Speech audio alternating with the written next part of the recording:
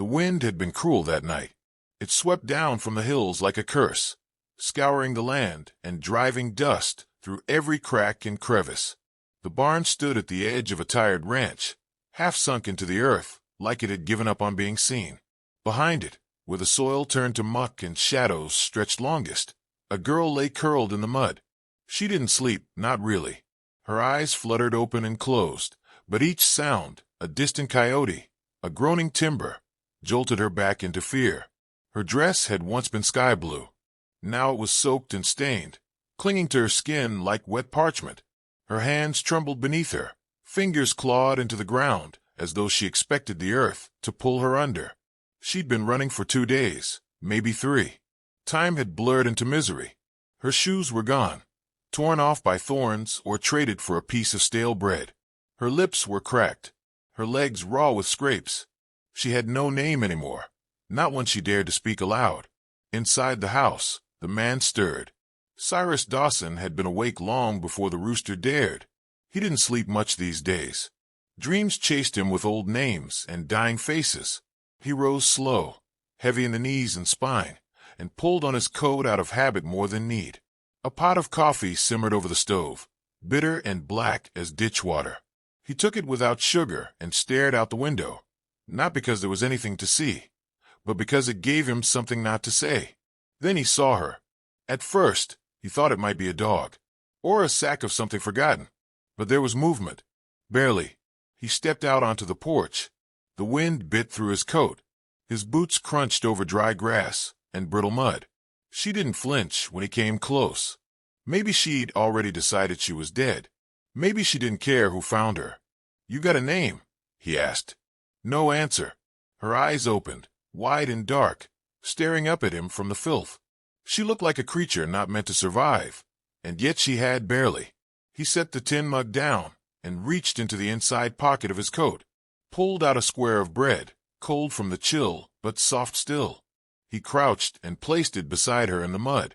Then he pulled off his coat, rough wool lined with flannel, and laid it across her shoulders. "Get up, girl," he said, voice dry as bark. "You're mine now."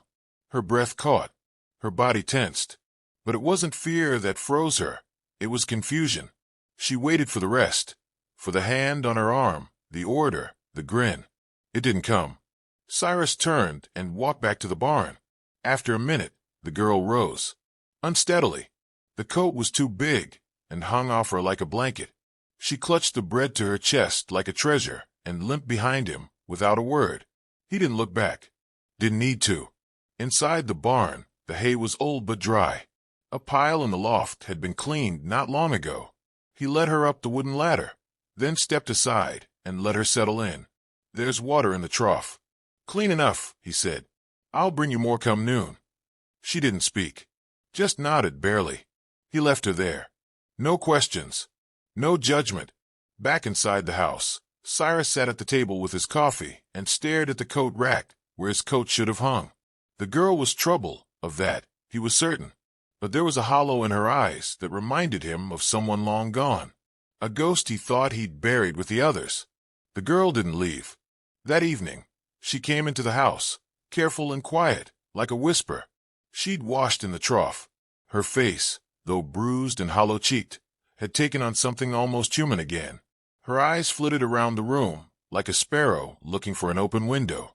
Cyrus said nothing, just moved his plate aside and nodded at the stew pot on the stove. She served herself a small bowl, ate slowly, as though expecting it to be taken away. "You been out there long?" he asked after a while. She hesitated. 3 days. Maybe more." "You running from someone?" A flicker in her eyes. "Yes." He didn't press her. She looked surprised by that. Like men were supposed to want to know, to claim the whole story as payment. "You can stay," he said, "but you'll pull your weight. I'm no charity." "I can work." "I figured you could." They sat in silence after that, the kind that wasn't cold or cruel, just tired. That night, she slept in the loft again. He heard her turn over once or twice, but otherwise, she was still, like the mud had seeped into her bones, and finally let her rest. 2 days passed, then 5. She spoke more, but not much. Enough to say she could sew, that she used to sing, that she'd lived in towns with names she wouldn't repeat. He called her Mouse. Not to mock her, but because she was always near, always quiet, always watching. She didn't mind. Better than the name he imagined someone else had used.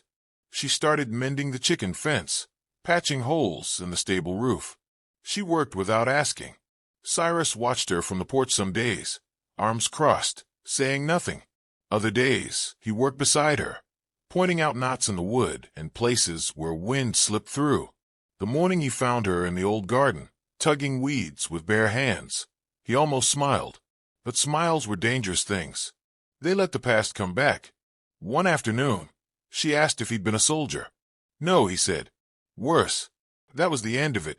Until the 6th night, when she came in with tears in her eyes and said, "They're gonna find me. They always do." Cyrus looked up from his carving knife. "Who?" "They're not men," she whispered. "They wear men's faces, but there's something else. They think they own what they break." He stood slowly, walked to the hearth, and opened a cabinet she hadn't seen before. Inside was a rifle, clean and silent, resting on velvet. "If they come here," he said, voice low, "they'll find something waiting." She stared at him then, really stared, like she saw something under the wrinkles, the stubble, the silence. "What are you?" she asked. Cyrus didn't answer. He closed the cabinet, stirred the fire. "You just get some sleep, Mouse," he said. "This ain't their land." That night, she didn't sleep in the loft.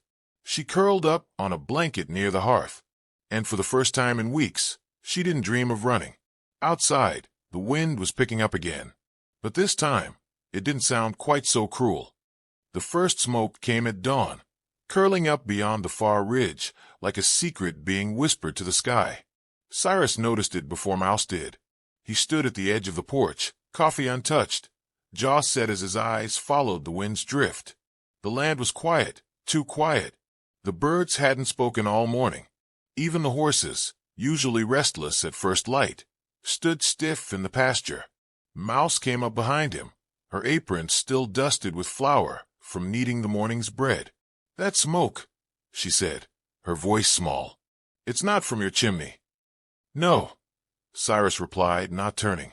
"It's from Carson Gulch. 15 miles if you walk it, 10 if you're riding hard and mean." She said nothing, but her hands pulled at the hem of her apron. He turned to her finally. "If they're looking for you, they'll leave ashes behind wherever they pass. Smoke means they've already done some skin." Mouse lowered her eyes. "I never told you what I did. I never asked." She shook her head. "It wasn't just me they hurt. They take girls, sell them, break them like colts. I stabbed the one that thought I'd forgotten how to fight. Then I ran. And now they're following your trail. They never leave loose ends." Cyrus nodded slowly. He stepped off the porch and made for the barn without another word. Mouse followed him without being told. Inside, the dust hung in shafts of gold light. The horses shifted nervously. Cyrus pulled open a chest at the back of the barn, long sealed with a rusted iron lock. He pried it open with a crowbar, the metal groaning like it remembered old pains. Inside were weapons, clean, well-oiled, waiting, a pair of Colts, a Spencer repeater, knives wrapped in oiled cloth, a U.S. cavalry saber with a nick near the hilt. Mouse stared. "You said you weren't a soldier." "I said I was worse." He handed her a blade, short, curved, meant for quick work. She turned it in her hand, testing its weight. "They'll bring 5, maybe 6, she said. "One rides with a whip. He likes to start slow." Cyrus nodded. "They ride under a flag?" "No flag. Just the smell of blood and coin." He began saddling the horses. She helped, silently, her hand steady now. The fear hadn't vanished, but had been replaced with something older resolve, the kind that dug in its heels and said no more. By noon, the smoke had faded into haze, but the unease had not. Cyrus sent Mouse into the hills behind the ranch to watch the road from the high rocks. She carried the blade and one of the pistols, hidden in her shawl. He stayed at the house, sharpening his knife, oiling the Spencer, waiting. They came just before dusk. 6 riders, dust-bitten, cloaked in the stink of lawlessness. They didn't wear uniforms or badges, but each one carried himself like he owned the dirt beneath his boots. At their front was a man with a whip tied to his saddle and a mouth full of silver teeth.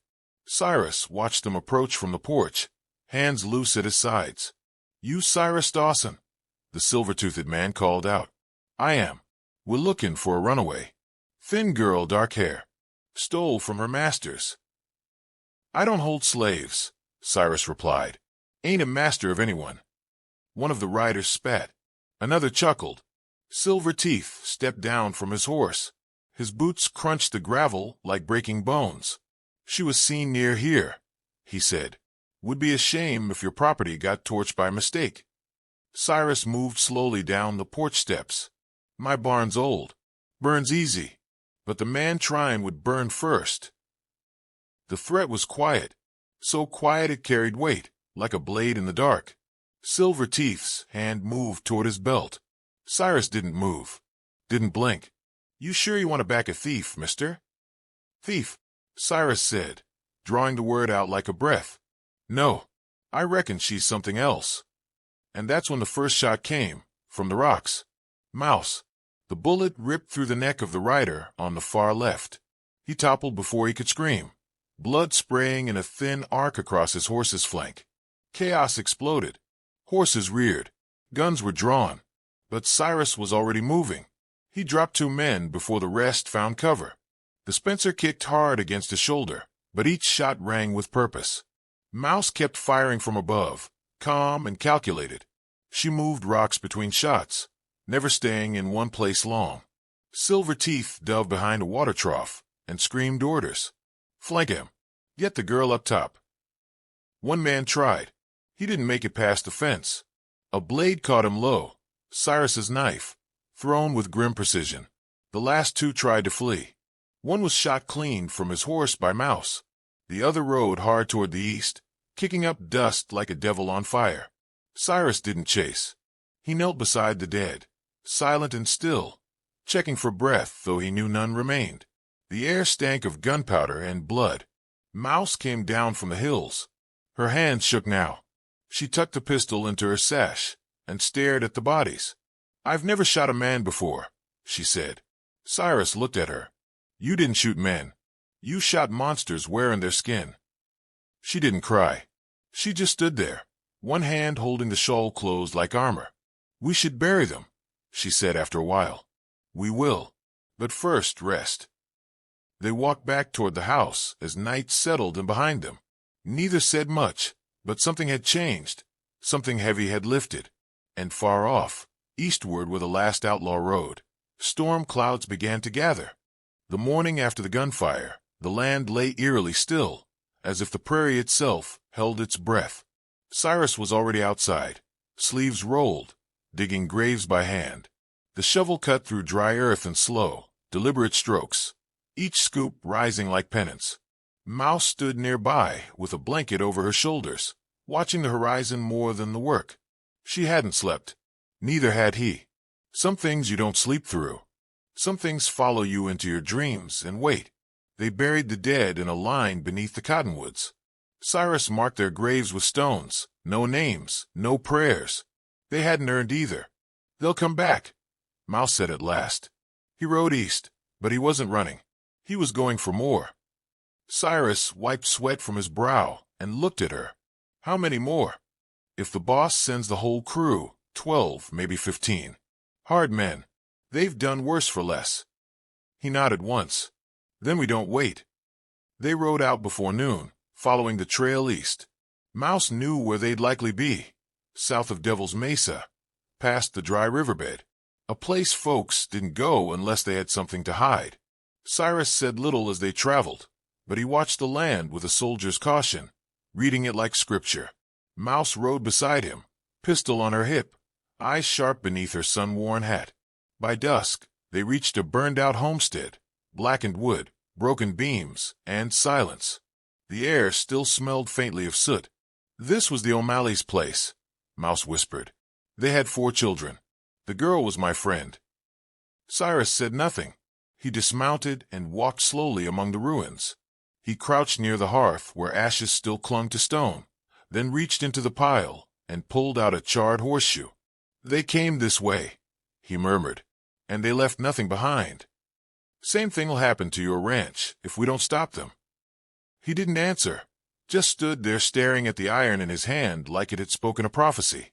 That night, they camped beneath a bluff, the fire small and smokeless. Mouse sat cross-legged, cleaning her pistol. Cyrus unrolled a map and traced lines with his finger. "They'll hole up in the ravine," he said. "North end's narrow, easier to guard, but the south side has cliffs." "I can scale the back edge," Mouse offered. "Take the high ground." He looked up. "You sure?" "I've climbed worse." He didn't smile, but something in his face eased. He began drawing out a plan in the dirt, and they studied it until the stars wheeled above them. When they finally lay down to sleep, Mouse turned her face toward the sky. "You never asked me what they did to me," she said quietly. "I figured if you ever wanted to tell me, you would." She swallowed. "They beat me, branded me like cattle. The man with the whip, he called me his wild filly. Thought he'd broken me." Cyrus didn't move. He just listened. "But he was wrong," she said. "And tomorrow, I'll show him just how wrong." They rose before dawn. The sun hadn't yet touched the canyons when they arrived at the ravine. Mouse took the cliff path, nimble and sure-footed, disappearing into the rocks like she'd been born there. Cyrus approached from below, slow and steady. The wind carried the stench of smoke and liquor. Men's voices drifted on the breeze, laughter, coarse and careless. He saw them now. A campfire burned in the hollow. Bedrolls, saddles, rifles. 15 men or so. And in the center sat the one with the whip, slick-haired, snake-eyed, sipping from a silver flask. His name was Clay Brant. Cyrus had heard it before in another life, long ago, spoken in courtrooms and jail cells. Clay had once ridden with Confederate raiders, then turned mercenary. No allegiance but to coin and cruelty. Cyrus crept closer, rifle steady. Then a voice rang out. "Boss, something moved up on the ridge." Mouse had been seen. Clay stood, drawing his pistol with a lazy smile. "Well now," he called. "That you, little filly? Come back for more." Cyrus took the shot before the words finished echoing. One man dropped. Panic erupted. The outlaws scattered, diving for cover. From above, Mouse opened fire, her shots sharp and deliberate. She wasn't aiming to wound. Cyrus moved like thunder. He fired and advanced, each step a beat, in a deadly rhythm. He dropped 3 men before they could mount a defense. The ravine turned to chaos, men shouting, falling, running, shooting blind. Clay didn't run. He stood behind a broken wagon, biding his time. Mouse was reloading when a shot rang out. Dust kicked near her boot. She ducked, shifted position, and returned fire. One of the outlaws tried climbing toward her. She waited until he was close, then threw a rock down hard. It struck his temple. He tumbled lifeless. Below, Cyrus met the last of them in close quarters. A knife fight. Dirty, brutal. The man was younger, quicker. But Cyrus fought like someone who'd already been dead once. He took a gash to the shoulder, but drove his blade into the man's chest without blinking. Now only Clay remained. He stepped from the wagon, whip coiled in one hand, pistol in the other. "Well, well," he drawled. "Didn't think I'd see the day the old dog came for me." Cyrus raised his rifle. "You crossed too many lines, Brant. You taught me how to cross them, remember? I taught you how to survive. You turned survival into sin." Clay's grin widened. "Still preaching, old man?" He snapped the whip, and Cyrus fired. The bullet caught him in the hip, spinning him. He screamed and dropped to one knee. Then Mouse was behind him, stepping from the rocks like a ghost. Her pistol leveled, her eyes stone. Clay turned, sneering. "You don't have it in you," he said. She pulled the trigger. Once. Then again. He collapsed, silver flask clinking as it hit the ground. Cyrus walked over and looked down at the body, then at Mouse. "Now he's just dust." She nodded, shoulders trembling. They buried the dead in the ravine, marked only by scorched earth and silence. By sundown, the canyon was empty again, save for vultures circling overhead. As they rode away, The wind picked up, scattering ash like snow. Cyrus looked to Mouse. "You know they'll send more." "I'll be ready," she said. "This time, I'm not hiding in the mud." He nodded. The prairie stretched before them, endless and wild. Behind them, fire still smoldered, but it no longer frightened her. Fire cleansed. Fire warned. And somewhere on the horizon, Justice rode a worn horse with eyes like judgment, and a girl at his side who had once been broken, but now burned. The prairie forgot nothing. In the years that followed, folks across the frontier whispered about the battle at Dust Ravine, where fire lit the sky, and 15 men never returned. No badge had been shown. No court had passed judgment. But justice had been dealt all the same, swift, cold, and final. They spoke of 2 riders who came from the west, a scarred man with a limp and a girl with eyes like scorched gold. The man, folks claimed, was a marshal long thought dead, buried with his regrets after the war. The girl, they said, rose from the mud behind his barn, wearing bruises like armor and silence like a vow. No one remembered her real name. She became legend before anyone thought to ask it. They called her the Dust Girl. By the time autumn settled across the high plains, Cyrus and Mouse had made a quiet home again at the edge of the wild. The barn stood firm, the fields were planted, and the wind didn't carry gunfire anymore. Yet peace never stayed long on such land. One evening, as the sun sank behind amber hills, Mouse stood in the doorway of the barn with her arms crossed. Cyrus was seated outside, whittling a small wooden horse, his hand steady despite the scar on his shoulder that hadn't healed right. "They've been asking in town," she said. "Who?" "Strangers. Riders out of Abilene. One had a bounty poster in his saddlebag. Your face was on it." Cyrus didn't look up. "They always come eventually. I told them there's no one here by that name, that you were just my uncle, just an old rancher. Will they believe that?" "Maybe. Maybe not. But I'm not letting them take you." He glanced at her then, a long look, not with surprise, but with something heavier, something like pride laced with sorrow. "They'll keep coming, Mouse. Not for long, but long enough. If we stay, we make this land a battleground again. I'm not scared. You should be. A fight worth winning always comes at a cost." She stepped forward and sat beside him. The wind tugged at her coat, but she didn't flinch. "I'm not leaving this time," she said.